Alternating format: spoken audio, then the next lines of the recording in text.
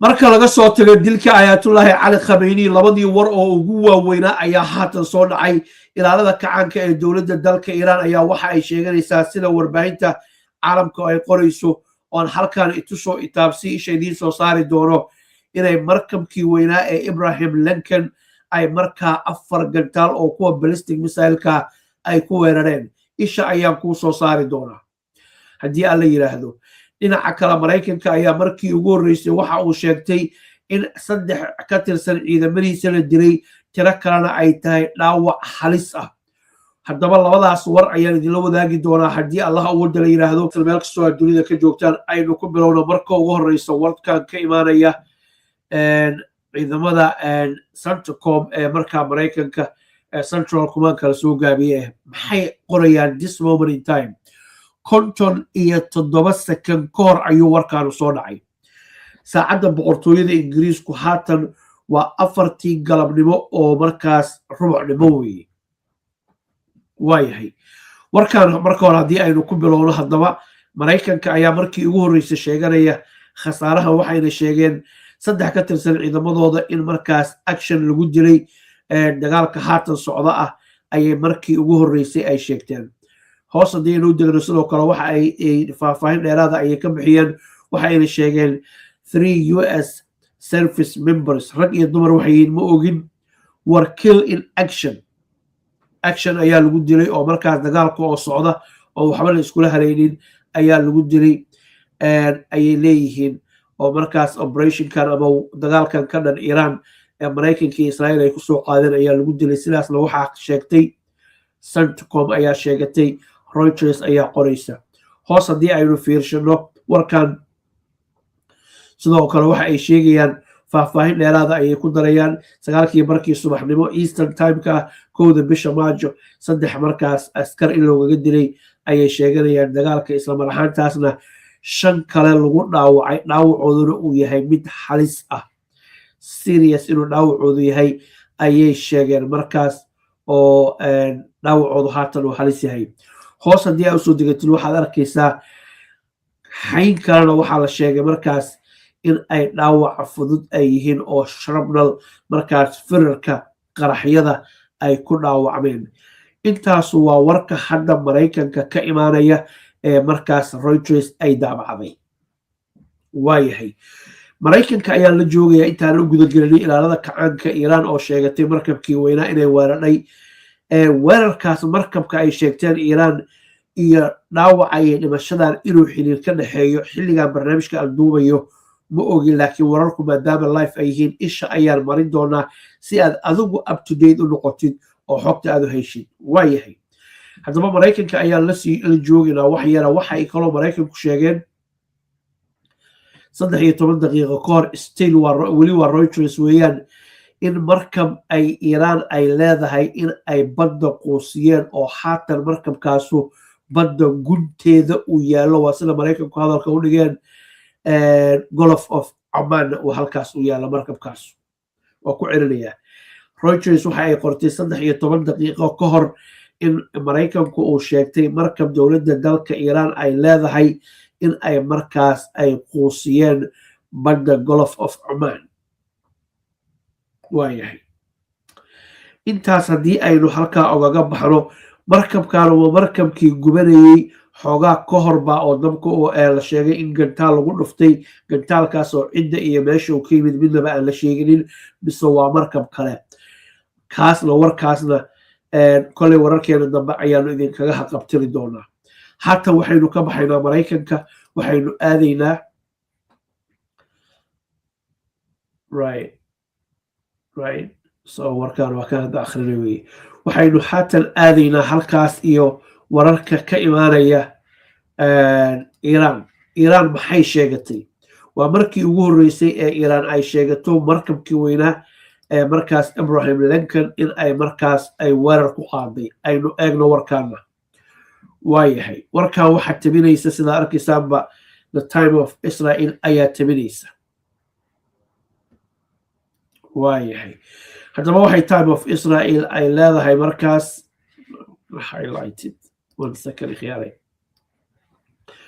وهاجان ilaalada kacaanka ee Iiraan ayaa waxa ay sheegtay in ay duqeeyeen markabka markaas Abraham Lincoln la yiraahdo diyaaradaha dagaalka qaada ee hoos idinkaga muuqda aynu isla eegno sidoo kale AFP ayaa daabacday warkan waa laba wakaalad warar oo waaweyn Reuters waxa ay muuqatay inay qoreen warkaas laftigiisa waa u tagi doonaa laakiin jariiradan Israa'iil ka soo baxda faahfaahin dheeraada ayay ka bixisay oo waxa ay leedahay ilaalada kacaanka ee Iiraan ayaa sheegatay markabkaas inay weerareen waxa ayna arrintaanu daba taagan tahay dilkii Ayatollah Ali Khamenei Iiraan waxa ay ilaaladeeda sheegteen barnaamijkan kii ka horreeyay idinku soo gudbinay ama kii ka sii horreeyay inay yiraahdeen waynu u cadgoynaynaa hogaamiyaheeni Ayatollah Ali Khamenei no matter what wixii dhacaba kuwii u cadgooyay ayaanu nahay ayay yiraahdeen arrintaanu haatan jiriiradaanu waxay leedahay Iiraan waxa ay sheegatay in markaas dilkii Ayatollah Ali Khamenei arrintan ay dhalisay waxa kale oo aan hore idinku soo gudbinay haddii maraakiibta dagaalka ee Iiraan maadaama jamciye hadda soo dhaafay kii ka horreysay Ayatollah Ali Khamenei uu yiri waa quusinaynaa oo badda gunteeda ayaanu dhigaynaa gantaaladeediina waanu haynaa uu yiri haddana in markabkan uu dhaawac soo gaaro khubradu waxay leeyihiin ka faalloonaya dagaalka bariga dhexe ka socda meel walba dabka ka baxayo dagaalkii saddexaad ee dunida ayay sababaysaa maraakiibta waaweyn ee Mareykanka ee 30 iyo 40 bilyan midkiiba uu joogo haddii dhaawac soo gaaro haddii la quusiyana iskaba ilow warkan ayaanu ku guda jirnaa daawadayaal paragraafka labaad haddii aynu u gudubno Iiraan waxa ay sheegatay in ay gantaal la haleeshay ay duqeysay markaas 4 gantaal oo kuwa noocooda ballistic missileska loo yaqaano inverted commas in ay markaas ay la haleeshay markabkaas waxa ay ilaalada kacaanku ay sheegeen war saxaafadeed ay soo saareen oo warbaahinta maxalliga ee gudaha dalka Iiraan ay tabisay in ay markaa ka digayaan dhulkooda iyo cirkooda dhulkooda iyo badoodu inay markaas noqonayaan xabaalaha markaas argagixisada lagu soo xadgudubtay ayay leeyihiin la dulmeeday lagu soo xadgudubtay na soo maagtay waxa doontilba ku macneen haddaba daawadayaal xubintaana halkaas ayaanu ogaga baxaynaa labadan war ee aanu hadda idiin soo bandhignay aynu baadi goobno meel kale haddii ay jirto oo wararkaanu ay soo tarayaan aljazeera ma aanaan eeginin let's have a look aljazeera waxay qorayso oo ku saabsan arrintan we don't want anything else okay aljazeera hadda ayay soo saartay oo arkaysaan 25 daqiiqo ka hor aan halkan ku soo saaro ayay soo saartay iyaduna oo ay markaa ka hadlaysaa Iranian Revolution Guard-ku inay markaas ay sheegteen inay markabka duqeeyaan daawadayaal warkaanu waa war aad iyo aad u weyn waxaan naga xasuusina waa haddii uu dhaboobo weeyaan 4 gantaal markab lagu dhuftay lama qarin karo ama sida loo qariyaa way adag tahay oo dagaalku markuu sidaan oo kale yahay cidna jab inay sheegato ma rabto waatan haddaba 25 daqiiqo ka hor ayay warbaahinta aljazeera waxa ay soo qortay Iranian Revolution Guard strike US aircraft carrier USS Abraham Lincoln ayay yiraahdeen waxa ayna sheegteen sidaan hadda idiin sheegay dilkii Ayatollah Ali Khamenei ayay arrintaanu ay daaran tahay waayahay mar kale ayay ku celinayaan oo intii oo kale ayay qorayaan waxaana muuqata wararkan oo dhan isku meel ka soo qaateen 4 ballistic missiles inay sheegteen inay la haleeleen isla mar ahaantaasna xabaalaha cadowga iyo argagixisada lagu soo duulay in ay noqonayaan dhulkeena iyo badeena ayay yiraahdeen aljazeera warkeedii sii wadatay waxa ay sheegtay tan iyo bishii tagtay ee koobaad ee sanadkan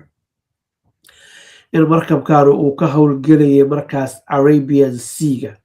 badda Carbeed inuu markaas uu ka howlgelayay ayay sheegtay waa war aad iyo aad weyn ikhtiyaaray warar kale oo aljazeera ay haatan soo saartay ayaan arkaya let's have a look okay safaaradda Mareykanka ee Baghdad ayaa dadkeeda u digtay okay warka aan daraynayno waxa weeye wararkan waaweyn ee markaas markabkan ku saabsan kala quusiya hadday tahay iyo ciidamada maraykanka ee haatan maraykanku ay sheegteen bal warkan aanu la yara joogno waxayna ii dulqaata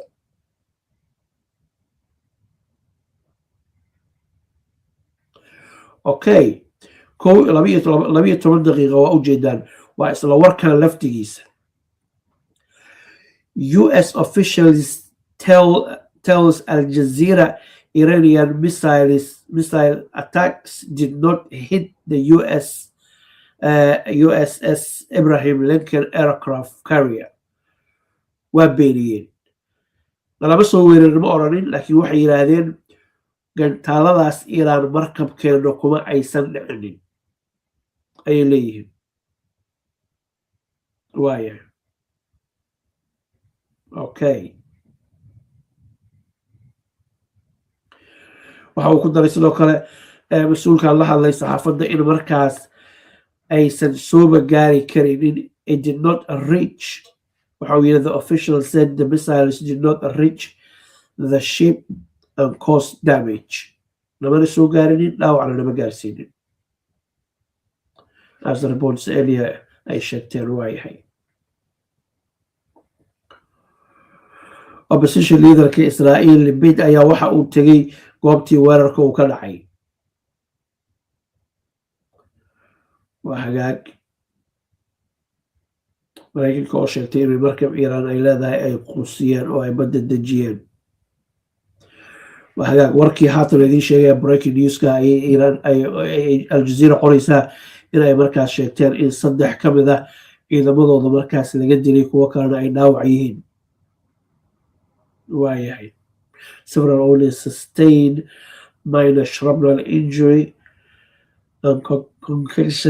concussions waa ka gudbinaa kaas already waan soo akhrinay Iiraan gaarka waa soo akhrinay waa yahay khiyaaray waxaan rabnaa inaanu isxasuusino kulligeen mar allaale iyo markii dagaal uu dhaco waxa ugu horeeya oo dhintaa waa runta Iiraan waxay sheegaysana lama xaqiijin karo maraykanka waxa uu sheegayna lama xaqiijin karo ilaa ay tus iyo taabsi aanu aragno 3 war oo waaweyn ayaan idinla wadaagay oo 3dooda breaking news ah waqtigiina waa ku mahadsantihiin isha ayaanu ku haynaynaa haddii muuqaalo la keeno satellite images la keeno ama video la keeno oo warkaanu isa soo taro shaki kuma jiro in ay warar iyo faalla ay kasoo baxaysa maxaa yeelay waa warar aad iyo aad loo dareynaya saad idinku oo dareynaysaan ayuu caalamkuna u dareynayaa intaas ayaan jeclaan kusoo gabagabeeyo fadlan videoga la wadaaga saaxiibadiin isla madaxweyntaasna xaqiisa siiya idinkoo mahadsantahay wanaagsan daawadayaal kula soo dhawaada wararkii ugu dambeeyey ee dagaalka Iiraan Israa'iil iyo Maraykanka u dhaxeeya ee saaka aroortii Israa'iil iyo Maraykanka ay ku soo wada qaadeen dowladda dalka Iiraan waxaynu eegi doonaa khasaaraha ka dhashay meesha dagaalku uu marayo iyo waxa la saadaalinayo taagtiga ay isticmaaleen Maraykanka iyo Israa'iil oo maalin ay weerarka ku qaadeen anagoo horey ogeyn inuu habeen ahaa intii badnayd iyo isbeddelka jira gobolka oo dhan ayaa holcaya Iiraan ayaa duqeymo u geysatay wadamo kala duwan oo bariga dhexe ka tirsan oo ay Israa'iil ku jirto iyo wadamada Carbeed kuwa ugu waaweyn barnaamijkan waxa ay ugu martiya falanqeeyaha weyn ee siyaasadda caalamka ahna khabiir injineer Axmed Abtidoon oo aad channelkiisa ka daawan doontaan insha Allah taala iyo Burid Somali TV libax waa ku soo dhaweynaya waa maalin weyn aad iyo aad mahadsantahay Cabdixafiid waa ku salaamaya salaan diiran oo kaliya laaba farxad bay ii tahay mar kale inaan maanta qadka isku helnay xaaladdu iyadoo weliba aad u kacsan injineer marka hore dadkii aan aadka ula soconin wadaxaajoodkii waynu ogeen meeshay soo marayeen Iiraan waa soo dhawaatay waa la isku soo dhow yahay waqti lumis inay ahayd baa la sheegay oo la khiyaanayay nimankan mar labaad ayaguna ay ogaayeen saaka Iiraan markii lagu bilaabay weerarka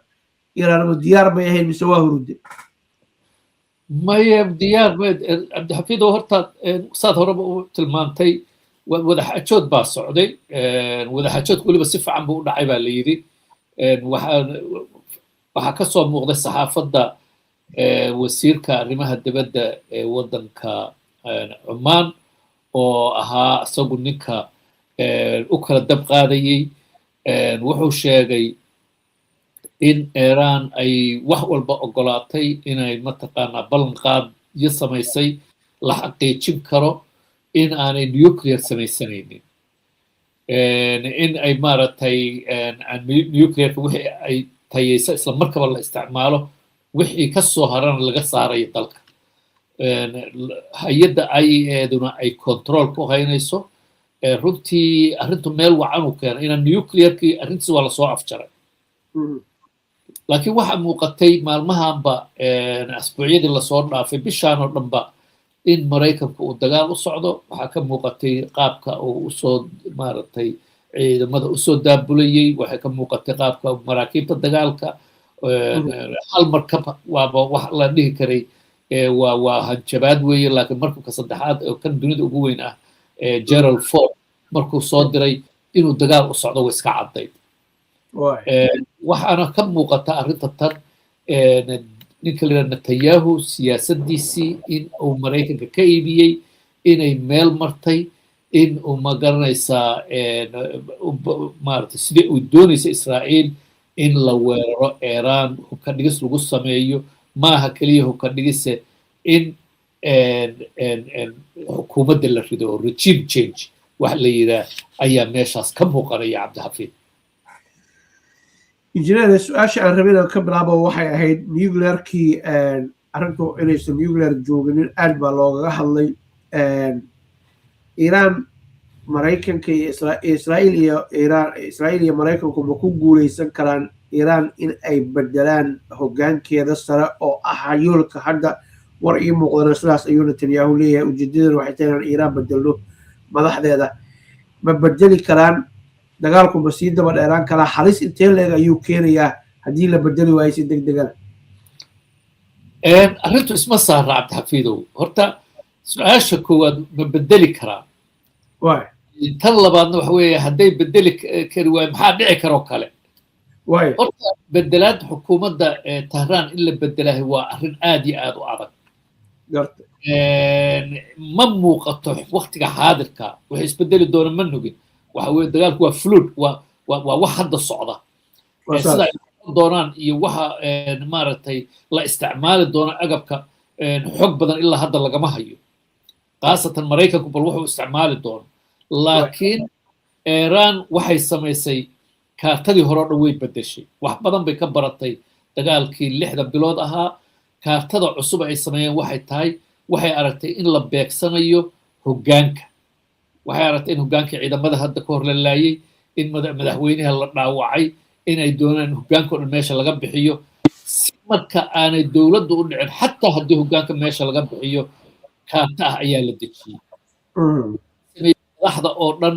madax kastaba 3 qof ayaa la hoos dhigay oo hadduu meesha ka baxo qofkii koowaad ee meesha fuuli lahaa hadduu kaas ka baxo kii labaad ee fuuli lahaa kii saddexaad 4 baa la isdaba dhigay laga bilaabo hogaamiyaha kacaanka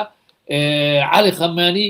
oo asagana 3 nin oo ay ka hooseyso diyaar u yihiin inay jagadiisa qabsadaan ninka hadda ku xigo ugu horeeya oo jagada u diyaarka waa cali larjani waa nin la yaqaano oo siyaasi ruuxa ah madaxna ka ah hay'adda amniga qaranka golaha amniga qaranka ayuu madax u yahay asaga ayaa meesha tegi doona oo ku wareegi doona wixii asaga haddii meesha laga saarana ka dambeeya waa la sii hadda waxaa la sheegay xataa oo wararka hadda soo baxay ay sheegayaan in la weeraray Ahmadinejad in maaragtay meeshuu jooga la weeraray iskuul maaragtay wax ka baray dad ku baray iyo in weerar lagu qaadaa la sheegay waxa la soo sheegay in asaga loo dan lahaa in iskuul iyo wax marka aan ku ekaado su-aasha ah xukuumadda ma la bedeli karaa way adag tahay waxay sameeyeen Iran decentralization waxa la yidhaha xukunkii centraalka laga maamulayay waa la baahiyey ilaa halka ugu hooseysa tuulooyinka iyo magaalooyinka waxa dhan waa la fidiyey si aanu marnaba xukunku u dheeliyi karin taasaa waxay adkaynaysaa in maaragtay iyadoon ciidan luga